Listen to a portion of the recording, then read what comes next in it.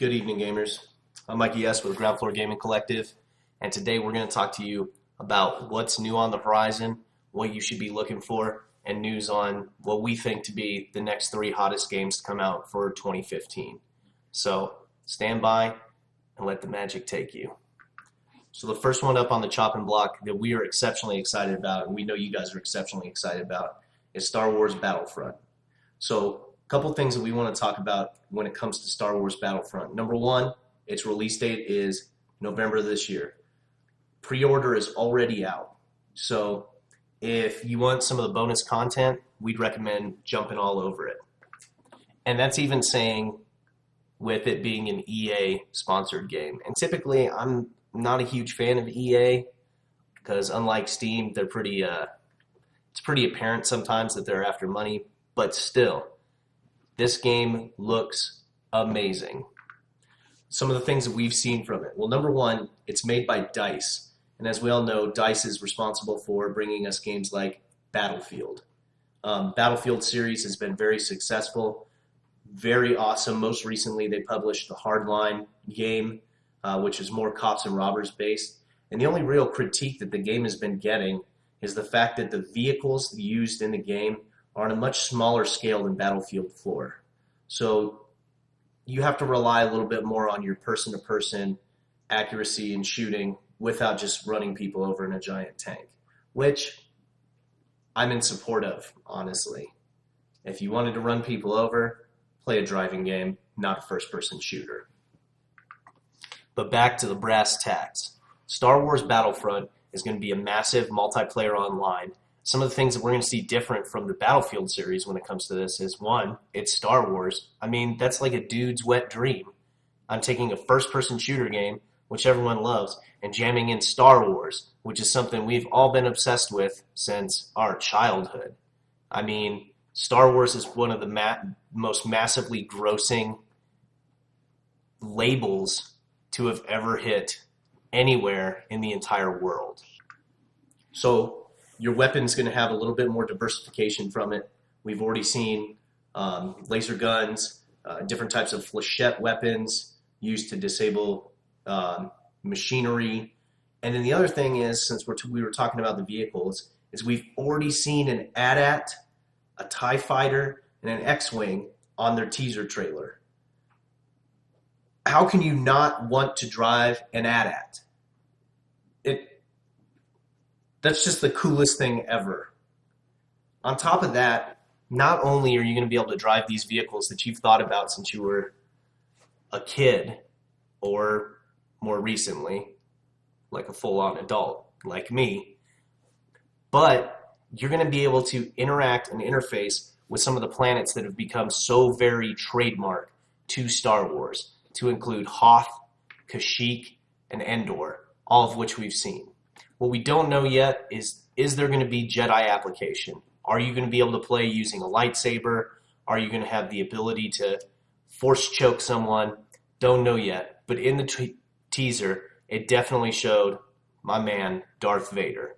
So there's a little hope on that front. The other thing that's going to be a little different from the Battlefield series is this one has very, very well integrated storyline. It's something that DICE was very, not sure what the word I'm looking for, but very vehement in adding into it so that it continues to do honor to the Star Wars series. We are super excited about this game, and this is just the first one on the chopping block. So let's move on to the next one, gamers.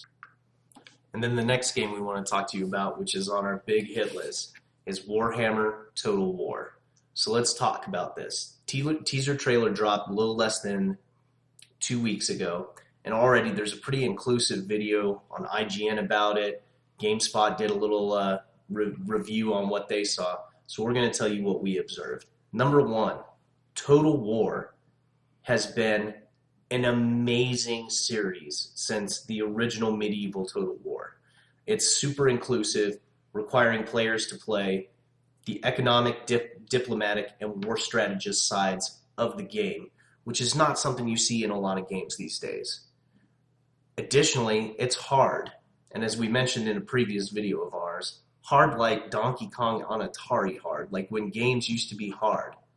It used to be that you had no guarantee of winning the game. So part of the reason why we're excited about this is the first step that the Total War series has made into the fantasy realm. It's made by Sega, and as we've seen, Sega has been pushing a lot of games recently that have actually had very, very good quality to them. The other thing that we want to mention about it is it's going back to the Warhammer roots. Now, a lot of people have already made pretty critical statements saying that this has taken them away from Warhammer 40K. Where are the Space Marines? And I love a Space Marine just like the next guy. Wait, was that really homoerotic? But anyways, it's going back to the actual medieval Warhammer orcs, humans, elves. We've already seen in the teaser trailer an introduction to the potential of the Chaos Army. So, all in all, this game looks absolutely amazing. We highly recommend it and think that it is going to be a smash blockbuster hit. So, which is going to lead us into our next and final game, a game that you've heard a whole lot about. And the reason why this game is going to be on the list, and we'll talk specifics here in a second, is because so far out of the beta, out of the alpha, out of the programmer notes, we have not been able to discern anything substantially wrong with the game. It's incorporating new kinds of engines for both momentum, shading, environmental. It could potentially define next-gen gaming. So without further ado, let's talk about The Division. The Division is a Ubisoft and Tom Clancy game release. It looks phenomenal. It incorporates the Snowdrop engine, which we were talking about. If you get a chance, type Snowdrop engine into YouTube and watch what comes up. It completely redefines the environmental, interactive portion of games. Whereas in previous games, such as Battlefield, a building would crash the exact same way no matter what direction it got hit from,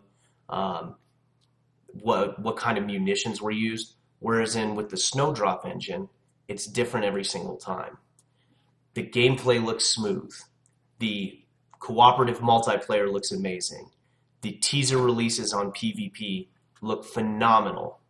And everything that we've seen come out of E3 and Ubisoft with these teaser trailers has been amazing. And on top of that, it's an MMO. You are a soldier walking the streets of New York, a gigantic map of New York, which I might add. And the way you outload yourself, instead of with sword and shield and spear and hammer, is with grenade mods, guns, different methods of carrying, different equipment that you can add to it.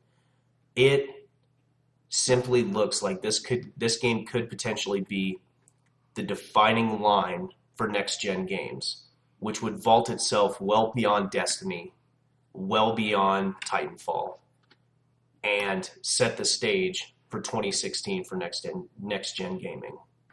And real quick, before we go, we're going to talk about one last thing since we brought up Sega and what they've been doing recently.